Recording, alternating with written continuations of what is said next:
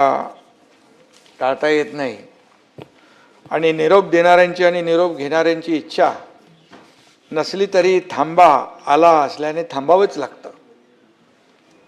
मग तो प्रवास असो किंवा विधिमंडळाचा सहवास असो, ज्याचा थांबा आला त्याला थांबावेच लागतं. आणि सध्या चैत्र नवरात्रोत्सव आहे. या वरिष्ठ सभागृहातील 9 सदस्यांना आज आपण निरोप देत आहोत. त्यामध्ये उद्धव ठाकरे साहेब आहेत, डॉक्टर नीलमताई गोरे आहेत, अमोल मिटकरी आहेत, शशिकांतराव शिंदे आहेत, रणजित सिंग मोहिते पाटील आहेत, राजेश राठोड आहेत, संदीप जोशी आहेत, दादाराव केचे आणि संजय केनेकर आहेत. हे आपले 9 सहकारी कार्यकाळ पूर्ण झाल्याने आज निवृत्त होत आहेत.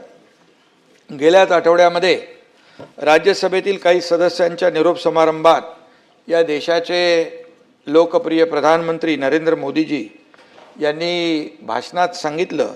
ते म्हणाले, राजकारणात पूर्णविराम कधीच नसतो. सदस्य राज्यसभेतून निवृत्त झाले तरी त्यांचे जनजीवन संसदेच्या कक्षेबाहेर निरंतर सुरू असतं. त्याच धर्तीवर आज विधान परिषदेतून निवृत्त होणाऱ्या सदस्यांचं कार्य यापुढेही निरंतर सुरू राहील याची मला खात्री आहे. आणि यापैकी काही सदस्य पुन्हा सभागृहात येतील त्यासाठी देखील मी शुभेच्छा देतो. राज्याचे माजी मुख्यमंत्री आणि या सदनाचे सदस्य उद्धव ठाकरे साहेब हे आज विधान परिषदेचा निरोप घेत आहेत. त्यांना निरोगी दीर्घायुष्य लाभो अशा मनापासून शुभेच्छा देतो. तसेच त्यांना पुढील राजकीय वाटचालीसाठी देखील खूप खूप शुभेच्छा देतो. आमच्या शिवसेनेच्या फायरब्रँड नेत्या नीलमताई गोरे आज निवृत्त होत आहेत. नीलमताई सलग 24 वर्ष या सभागृहात आहेत. रासू गवई साहेब सर्वाधिक सलग 30 वर्ष या सभागृहाचे सदस्य होते.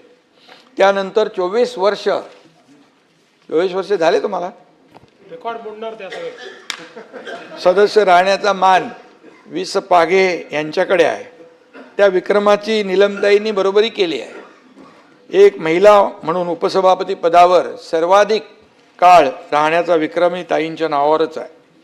उपसभापती म्हणून अत्यंत कणखरपणे शिस्तबद्ध काम करून नीलमताईंनी या वरिष्ठ सभागृहाचा सन्मान वाढवलेला आहे, डेकोरम वाढवलेला आहे, याचं पावित्र्य वाढवलेलं आहे, लौकिक वाढवलेला आहे.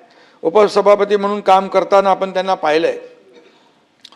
ताईंचा तोल कधी जात नाही, त्या कधीही विचलित होत नाहीत, त्यांच्या चेहऱ्यावरची शांतता कधी ढळत नाही. आणि कोण बोललं तर सोडत नाही म्हणाले. ताईंचं काम बोलतं, ताईंचं लिखाण देखील चांगलं आहे, भक्कम आहे, त्यांची वैचारिक बैठक पक्की आहे, त्यांची भूमिका कायम स्पष्ट असते. चांगल्याला चांगलं आणि वाईटाला वाईट म्हणण्यास त्या घाबरत नाहीत. कालच ताईंनी घेतलेल्या एका निर्णयामुळे देखील त्यांची प्रचिती पुन्हा आली आहे. नीलमताईंचा पिंड सामाजिक चळवळीतून घडला आहे. अरे सामाजिक चळवळीतून घडला आहे, चांगल्याला चांगलं म्हणणं. आणि तुम्ही काय सोन्याचा चमचा तोंडात घेऊन जन्माला आलेलं नाहीत, सर्वसामान्य म्हणून आपण पुढे आलात आणि म्हणून संघर्षातून आपलं नेतृत्व आपण उभं केलेलं आहे. ताई आमच्या लढवय्या आहेत, शिवसेनेच्या रणरागिणी आहेत. बाळासाहेब म्हणायचे शिवसेनेच्या रणरागिणी आपल्या महिला आघाडीला. सभापतीपद रिक्त असताना प्रभारी सभापती म्हणून त्यांनी प्रभावी काम केलं. या सभागृहाची व महाराष्ट्र विधिमंडळाची उच्च परंपरा अबाधित राहील याची त्यांनी कायम जाणीव ठेवली. उपसभापती पदावरून काम करताना त्यांनी नेहमी सत्याची न्यायाची बाजू धरली. ताई, काही लोकांना तुमचा स्पष्ट व परखडपणा आवडला नसेलही, पण अशा लोकांची तुम्ही पर्वा न करता आपण आपलं आसनावर बसल्यानंतर जे काही सत्य आहे त्याच्या बाजूने आपण राहिलात. आणि नीलमताईंच्याकडं गेलो आपण खाली की ते पाहुणचार करण्यात देखील काही कमी नाही. पुण्याच्या असल्यामुळे भाकरवडी खायला देणार म्हणजे देणार. अनेक लोकांना त्याचा अनुभव आहे. त्यामुळे नीलमताई यांच्याकडे पुणेरी पाटीऐवजी भाकरवडीची वाटी नेहमी दिसते. म्हणतात पुन्हा तिथं काय गुण, पण नीलमताईंना कळलं आता पुढचं स्टेशन आहे ठाणं.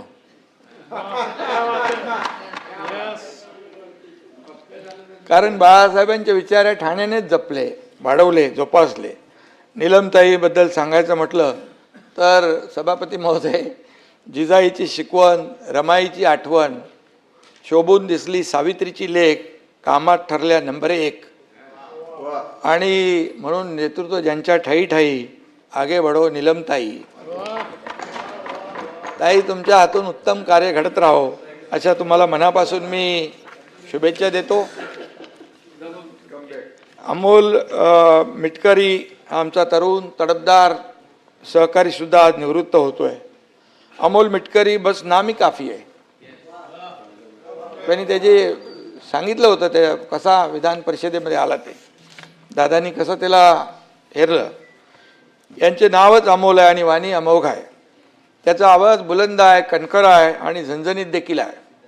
उन्हाळ्यात विदर्भ भयंकर तापतो, त्यातही अकोला जास्ती तापतो. त्यामुळे आपले अमोल मिटकरी हे विदर्भातले फायर ब्रँड नेते आहेत, कार्यकर्ते आहेत. एक कडवा कार्यकर्ता आहे. अजितदादांच्या निधनानंतर मिटकरींचं एक हळवं रूपही आपण पाहिलं. जी माणसं वरून तापट वाटतात ती माणसं आतून मायाळू असतात, हे त्यांच्या बोलण्यातून, वागण्यातून आपण पाहिलं.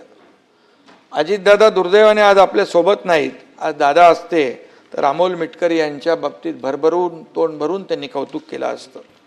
दादांच्या जाण्यामुळे मिटकरींचं कधीही न भरून येणारं नुकसान झालंय, सगळ्यांचंच झालेलं आहे.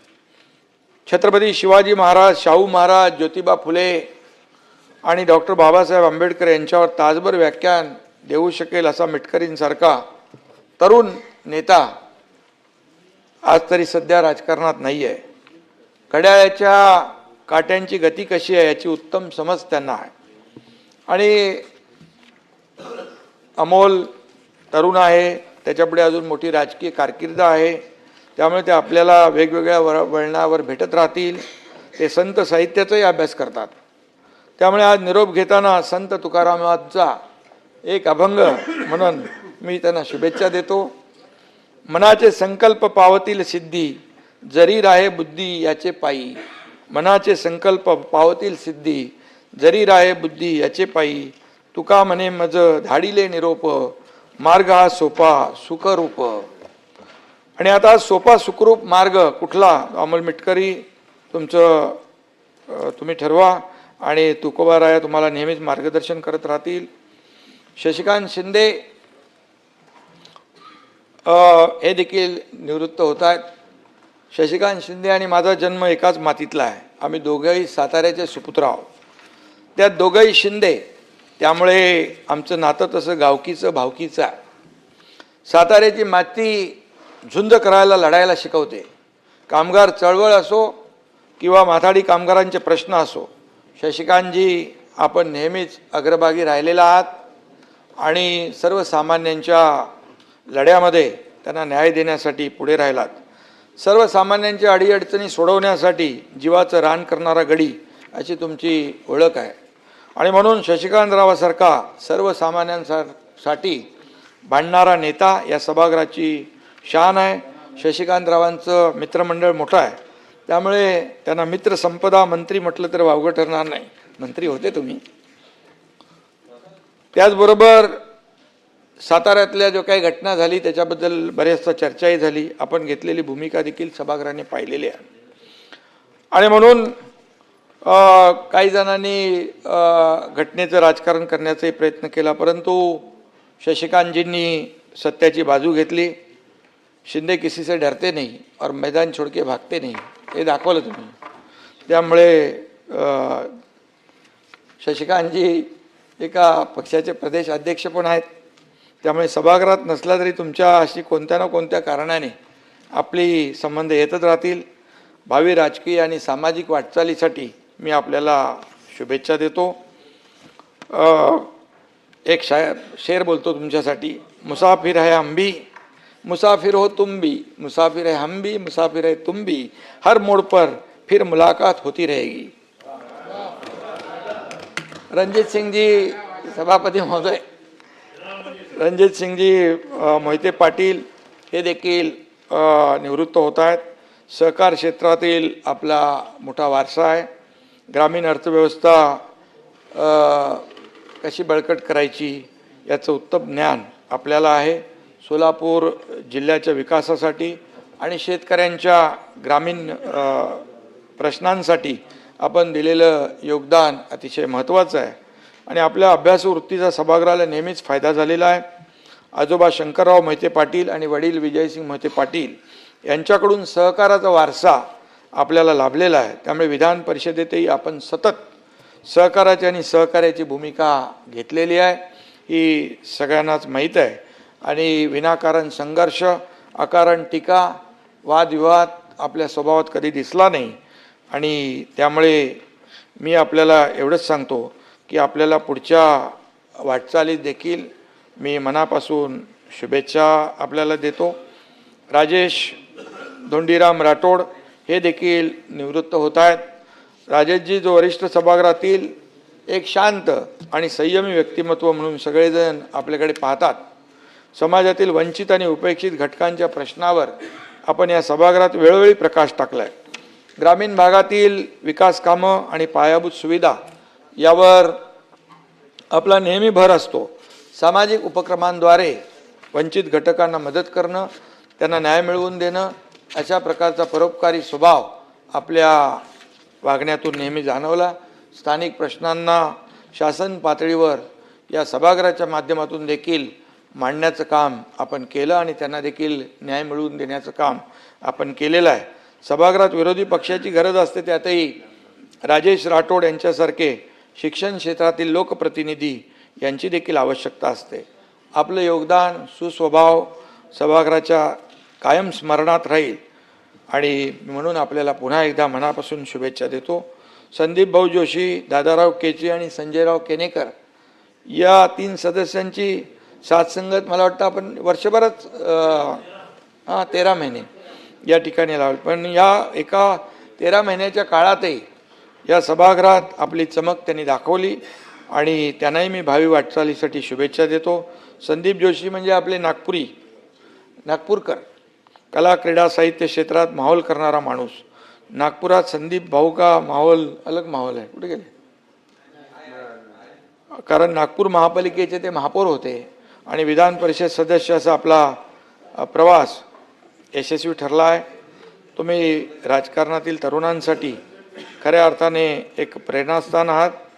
युवकांचे प्रश्न आणि शहराचा विकास यावर आपली पकड आहे. संदीपराव राजकीय नेत्यातला कार्यकर्ता जोपर्यंत जिवंत आहे तोपर्यंत तो कधी संन्यास घेऊ शकत नाही. संन्यास घेतो म्हटले होते का ते? अरे तुम्ही असताना कसं काय संन्यास? परत आणला परत आणला परत आणला तोपर्यंत तुम्ही ते हाडाचे कार्यकर्ते, त्यामुळे संन्यास घेण्याचा विचार त्यांनी बदलला आहे आणि आता 6 महिने काय ब्रेक घेत आहे आणि त्यामुळे त्यांनी बदलला विचार. आणि मला वाटतं देवेंद्रजी त्यांचं पुढचं प्रवासाचं तिकीट नक्की ठरवतील आणि त्यांनी आता 6 महिन्याचा ब्रेक घेतो म्हणून जाहीर केलेला आहे. संदीपराव कुठं बाहेर गेलेत वाटतं? नाही. तर त्यांना देखील मी सांगू इच्छितो, त्यांना निरोप आता जाईलच. संदीपरावांना सावजी खाऊन कंटाळा आला असेल तर आमच्या ठाण्याची मामलेदार मिसळ खायला या, ते पण झणझणीत आहे. आणि म्हणून त्यांना देखील मी मनापासून शुभेच्छा देतो. दादारावजी केचे, आपलं साधेपणा हीच आपली खरी ओळख आहे आणि खरी श्रीमंती आहे. आपला खांद्यावरचा नारंगी रंगाचा गमछा आपल्या साधेपणाची ओळख आहे.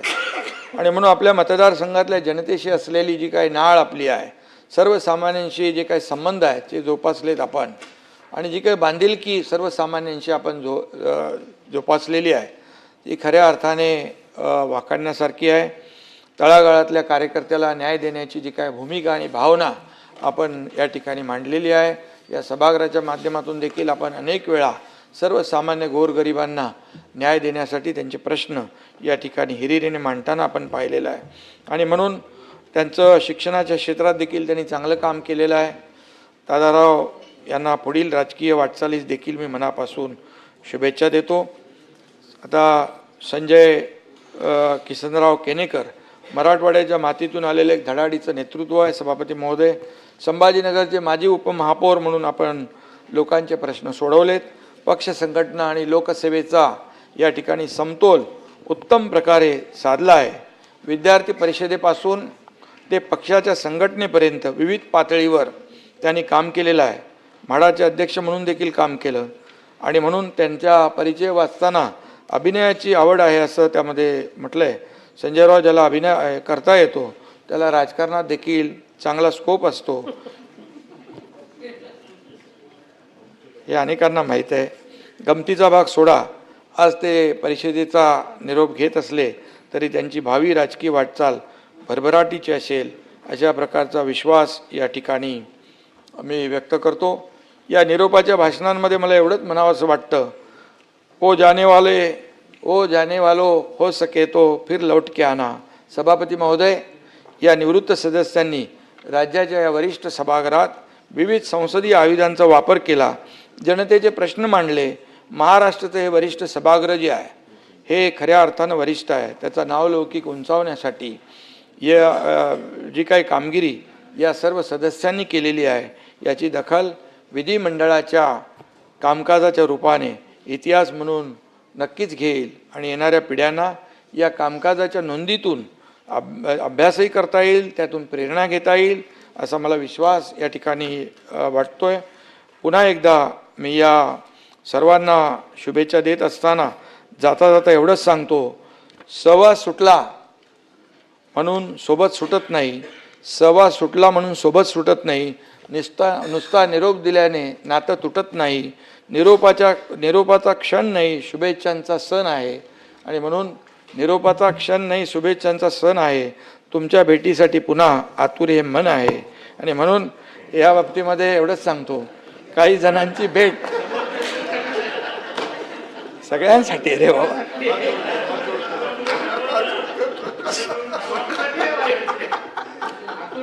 अरे आता हे निरोप समारंभाला बघा, वाईट बोलायचं नसतं, चांगलं बोलायचं असतं. तिळगुळ घ्या, गोडगोड बोलतो आपण ना, तर सगळ्यांसाठी चांगलं आहे. आणि त्यामुळे काही मी का म्हणालो, काही जणांची भेट पुन्हा सभागृहात होईल, काही जण प्रत्यक्ष फील्डवर काम करताना भेटतील, काही जण निवडणुकीच्या रिंगणात समोरासमोर असतील. कुठल्या ना कुठल्या वळणावर आपली भेट होत राहो यासाठी मी तो 4 ओळी बोललो आहे. आणि म्हणून सगळ्यांना पुन्हा एकदा सभापती महोदय खूप खूप शुभेच्छा देतो. सगळ्यांचं मनापासून अभिनंदन करतो आणि पुढच्या सगळ्यांच्याच भावी वाटचालीस मनापासून शुभेच्छा. धन्यवाद. जय हिंद, जय महाराष्ट्र. माननीय मुख्यमंत्री.